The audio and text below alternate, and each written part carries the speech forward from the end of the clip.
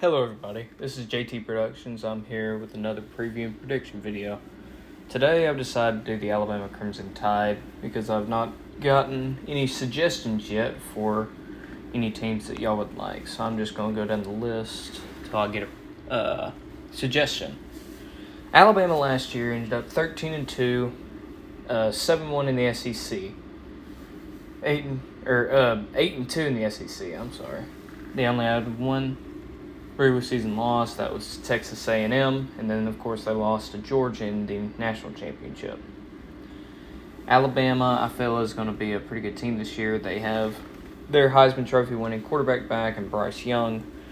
Then behind him you have some good guys like Jalen Milroe and Ty Simpson. I doubt they'll get any playing time besides garbage time. Running back position, they have a transfer from Georgia Tech and Jahmyr Gibbs. He is going to be a very good player for them. Jahmyr Gibbs is a very scat back kind of running back with a bigger stature, so if they need to get him outside, kind of, especially with their offensive line woes, they can use him as kind of a getting screen passes out or doing some swing passes, just getting on the perimeter. Behind him, you have some solid young guys in Jace McClellan, a junior, and then Trey Sanders, redshirt junior. And then Roydell Williams, who's also a junior. At wide receiver, you have transfer wide receiver Jermaine Burton from Georgia and transfer Tyler Harrell from Louisville. Tyler Harrell will be their speed guy, while Jermaine Burton will probably be their ex-wide receiver. Besides that, they have Ja'Cory Brooks and JoJo Earl, two young wide receivers with Christian Leary and Trayshawn Holden behind them.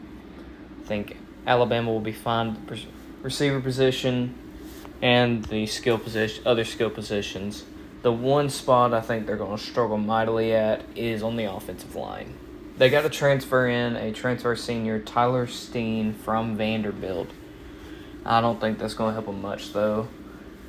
The one player in the offensive line that I really see helping them out more will be Emil Ekiyor, my bad. But besides that, I just don't know how their offensive line is going to be. Cameron Latu is going to be back for a tight end. He can help blocking as well. But their offense, that's probably going to be their one downside, is the offensive line. Defensively, they're loaded like they usually are. I think this defense should be like their defenses with Jeremy Pruitt and Kirby Smart, depending on how they develop. They have some good defensive linemen, including DJ Dell and Byron Young. Linebackers, probably their deepest position, Will Anderson, Dallas Turner, Henry To'oTo'o, and Jalen Moody. In the secondary, you have Kool-Aid McKinstry, you have transfer Eli Ricks from LSU, DeMarco Helms at free safety, and Jordan Battle, strong safety. You have Brian Branch at star position and Malachi Moore. I don't think you'll see a lot of Kyrie Jackson You may see him a lot more this season, but I think that with all those other guys, he's going to be buried down the depth chart. Now that I've got done rambling about their roster, let's get to the schedule.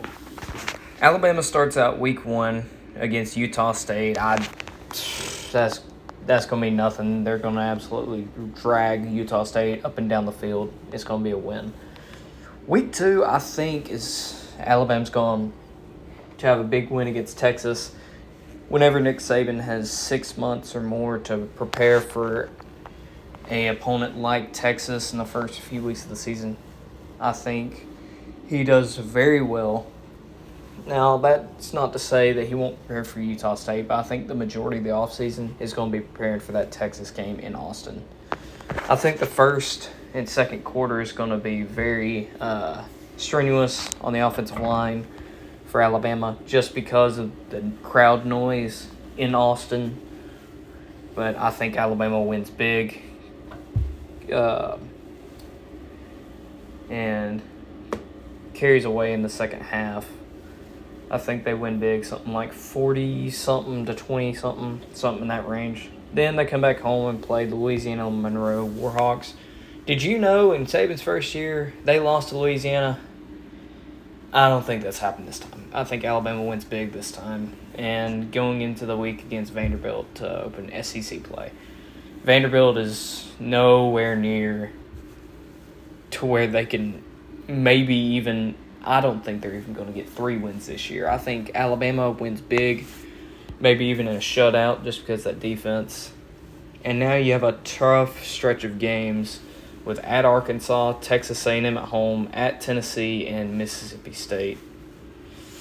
I think they get a loss on the road at Arkansas just because of the drama that's going on with them and Texas A&M.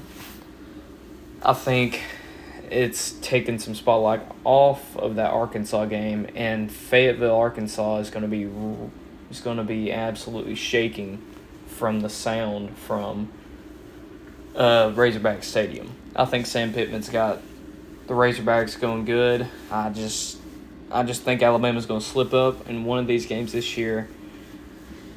Now, it's hard to go undefeated. I have Georgia going undefeated just because of their schedule being a lot easier, in my opinion, than Alabama's is. So I think Alabama slips up there. Then the next week against Texas A&M, I think coming off a loss to Arkansas, I think Alabama is going to be ready to punish the Aggies for the loss last year, the drama that's been happening this offseason, and just because of the loss that they took the week before. So I think Alabama gets a big win in Tuscaloosa. Next up, they travel to Knoxville for the third Saturday in October. Take on Tennessee. Tennessee, their offense has gotten rolling. Defense, I think, will be a little bit better this year, but Tennessee themselves does not have the depth to beat Alabama. I think it'll be close like it was last year, but I think Alabama in the fourth quarter pulls away and wins big in Knoxville. Then the next week they play Mississippi State in Tuscaloosa. This is going to be a big win for Bama. I think that defense rattles Will Rogers and gets a few turnovers off of him just like they did last year in Starkville, and wins another one to get them to 7-1. Then they have their bye week before they go on the road to Tiger Stadium to take on LSU. I think Alabama wins big here. LSU is going to be down this year, I think. And what's funny is LSU has given Alabama a harder time in Tuscaloosa than they have in Tiger Stadium in Baton Rouge. The last time that it was a very close game in Baton Rouge was 2016, when I think the final score was like Bama 10, LSU nothing. But I think Alabama comes into Tiger Stadium and rolls.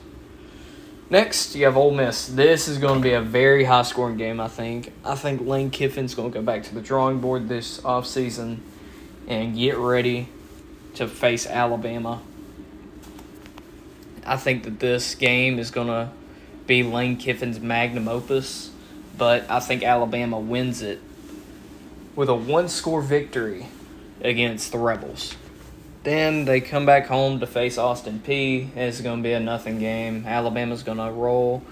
Too bad it's not going to be broadcasted live. It's going to be an ESPN Plus. I hate those. I just wish that they have like a channel for, I don't know. I just wish that they broadcast each game live. I know it's hard, but that's just my opinion. Anyways, they finish off their season against Auburn, and Auburn's also going to be down, so I think Alabama rolls in Tuscaloosa, especially since they're not playing at Auburn. They're going to win big, and with that, I have Alabama going 11-1, most likely making to the SEC championship. And all I got to say to the Alabama fans is, 3rd and Ringo, Go Dawgs.